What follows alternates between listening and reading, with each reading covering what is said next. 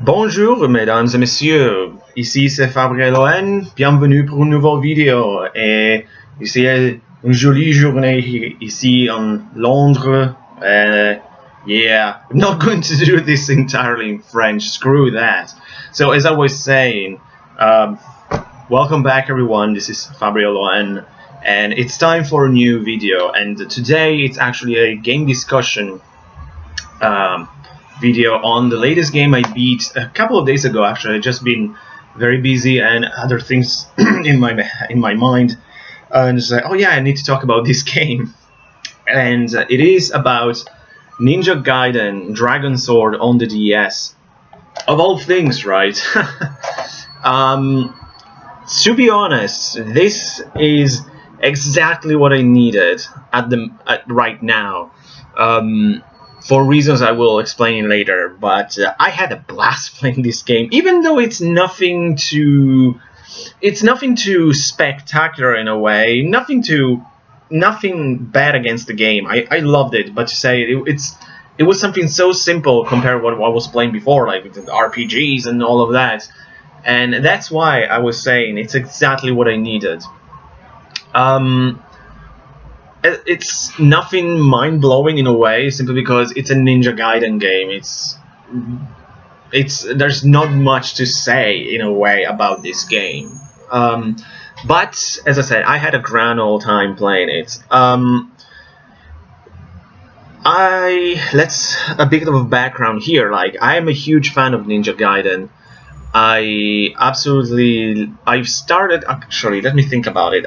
The first time I came into contact with the series was on the NES, actually. I own, I think. I own the first one on the NES, and I think I own one between 2 or 3, and I think it's 2. And those two games, the entire Ninja Gaiden trilogy on the NES, it's infamous for its brutal difficulty, and I absolutely love it. They're fantastic side-scrolling adventure games, which it's one of my favorite genre in video games in general. I love those games. They're very fast. They're really difficult. They have amazing, phenomenal, fantastic 8-bit music, because I have a soft spot for 8-bit music. It's fantastic. And they look gorgeous for the NES. I mean, it's the kind of games you can just play mindless, but the more challenging they get, the more serious you become with them. And after a while, the series disappeared for me, until on the Xbox, of course, it was rebooted with the fantastic Ninja Gaiden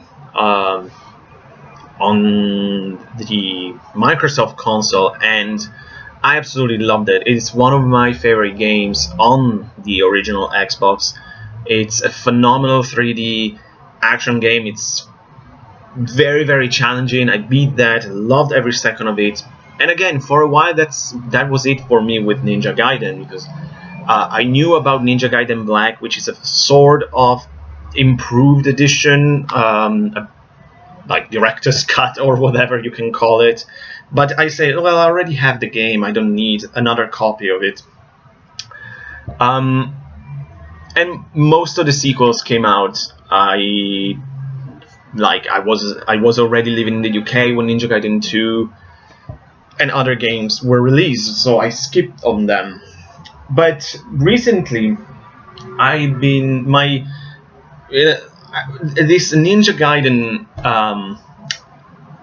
itch has been it was very itching. I really wanted to play a high action game, and I saw on Amazon, and all of a sudden I remember, oh wait a second, there are Ninja Gaiden games, so many that I need to play, and there are some of them portable. So the easiest one to get, especially for costs, was the one on the DS. Eventually I will get the one on the PS Vita, Ninja Gaiden Sigma. Specifically, I'm gonna get Sigma 2, because for what I understand, the original Sigma, it's yet another remake of the first game, while Sigma 2, it's a remake, or at least like a portable version of Ninja Gaiden 2. so I can manage to play the series in some sort of order. Because this it's a sequel to the first Ninja Gaiden, the one on the Xbox. It comes before the Ninja Gaiden 2. It takes place like 6 months after the events of the original Ninja Gaiden on the Xbox. So story-wise, there's not much to tell because, to be honest, this is a really short game. It took me 5 hours or something to beat it. But again, I wasn't expecting a 60 hours Ninja Gaiden. That would be too much. It would make your head explode. But yet again, it was perfect. It's a very compact. It was fast and furious. I just play a couple of missions here and there, enjoy my time, like just to release some stress or something that you cannot really do when playing an RPG or something like that.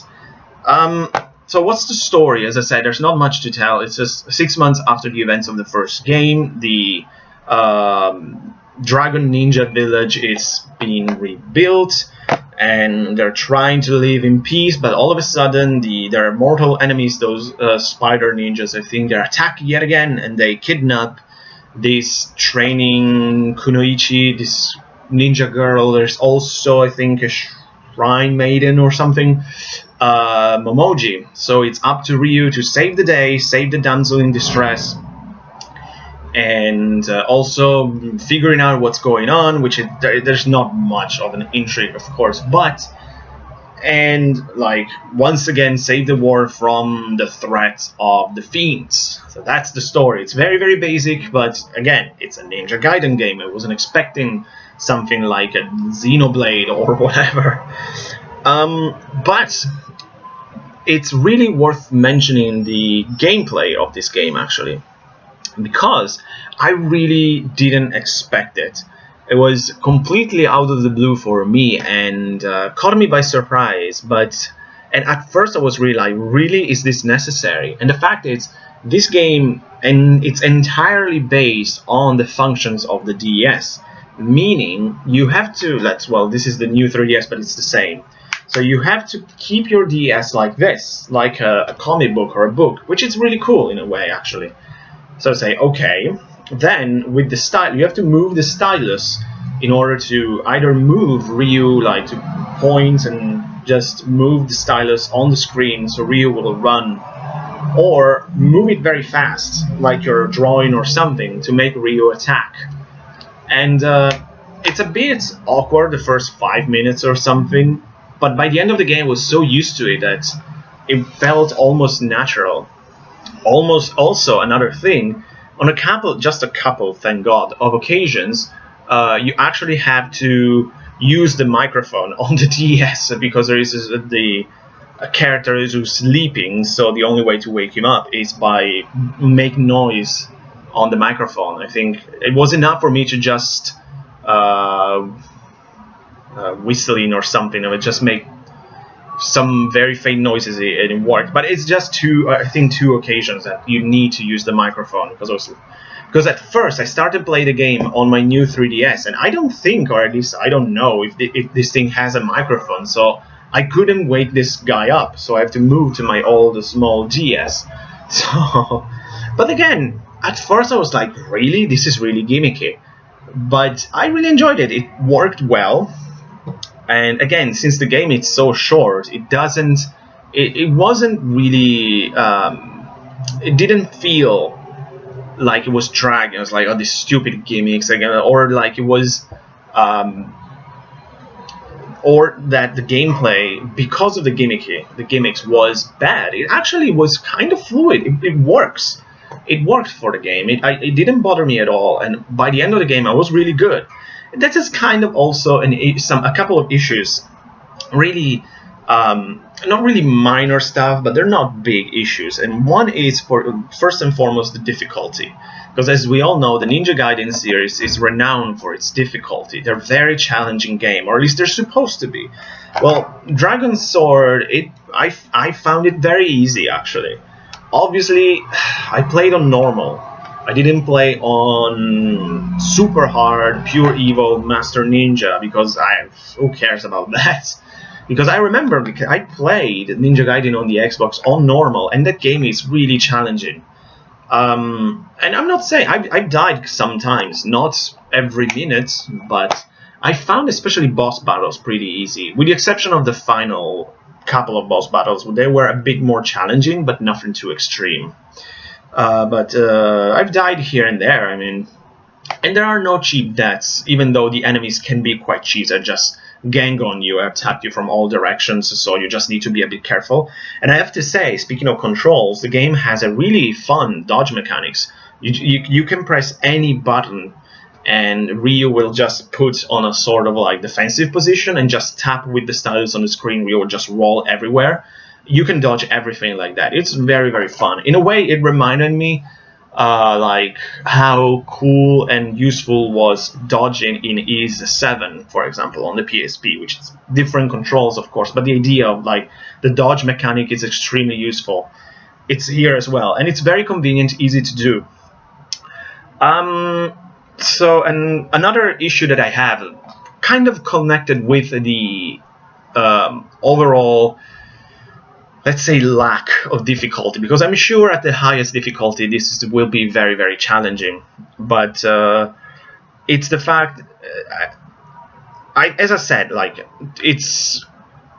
I was happy with this game being 5 hours long or something. It wouldn't bother me if it was like a bit longer, like, I don't know, just a couple of hours, or make it 10 hours or something.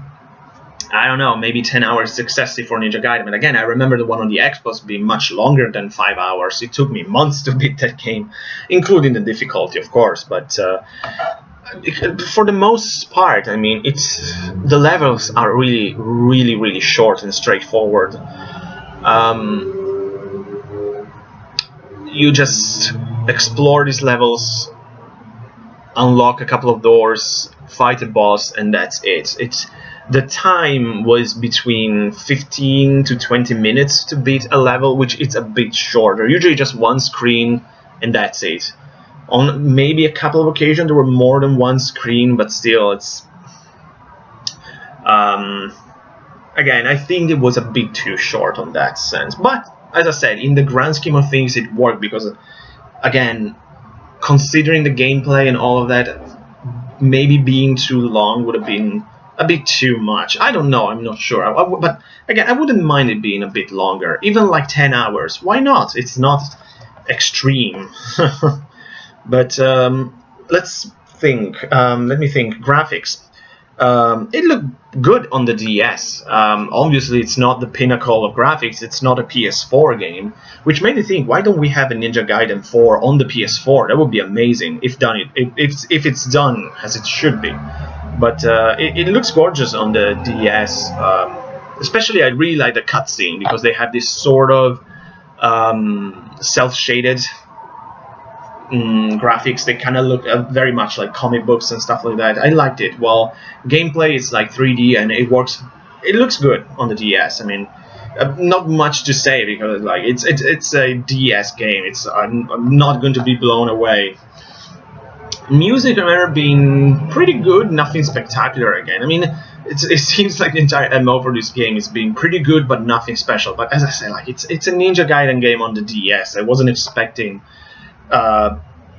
something incredible like would it be like Ninja Gaiden on the PS3 or whatever.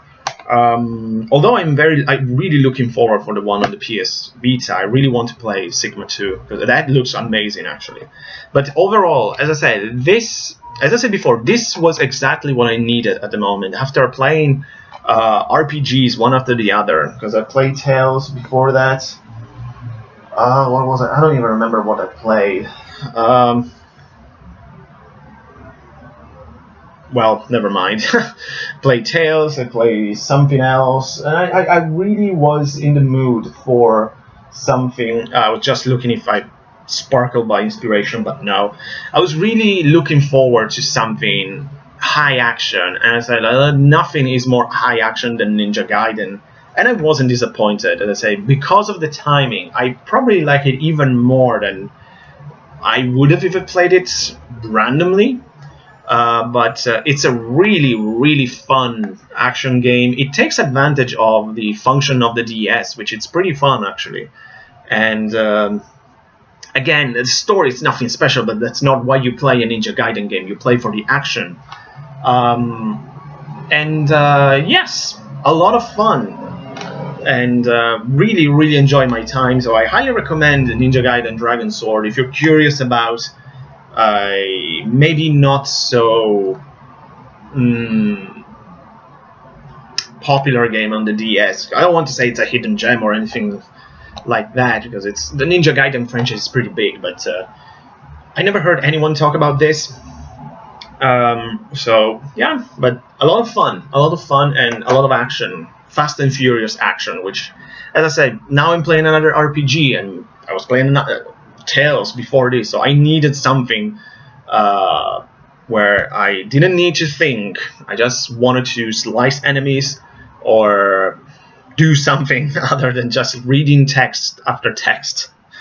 But a lot of fun. If you never played a Ninja Gaiden game, you can play this, because it doesn't require technically to play what came before, because they say what happened. So yeah, so that's it. Very short review game discussion, because there's not much to say about it, I feel. But I really enjoy my time with Ninja Gaiden Dragon Sword. As a Ninja Gaiden fan, I'm very happy that I've played it. I cannot wait to play Ninja Gaiden Sigma, whatever the game, but Sigma 2 basically, so I can move forward with the Ninja Gaiden series. So that's it. Thank you so much for watching, guys. Let me know what you think about the series, the game, anything. I'll see you next time. Take care.